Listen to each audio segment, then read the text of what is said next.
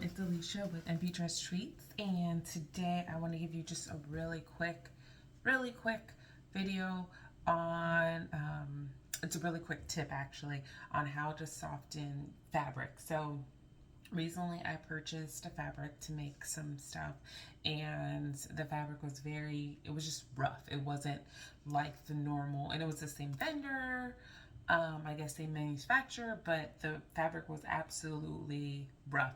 So something I did to make the fabric soft, and I want to share with you is I used white vinegar and baking soda.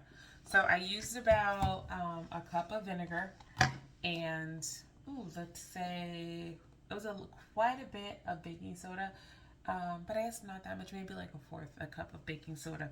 And if you're familiar with when you put these two together, it like foams and bubbles up. I don't know if you remember that experiment when you were a kid. You know, you made the volcano.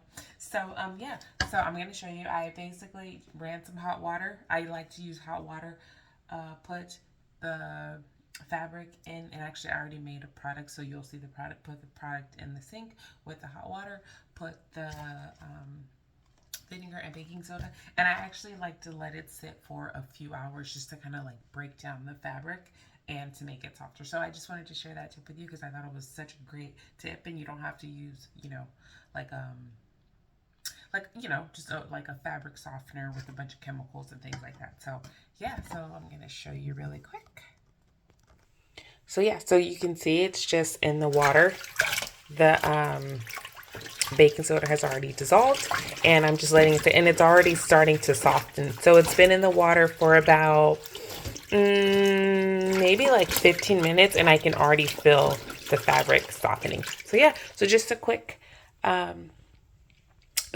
a quick tip on how to soften fabric. So yeah, baking soda and vinegar. Thanks for watching. I hope you find this tip helpful. Love ya. Bye.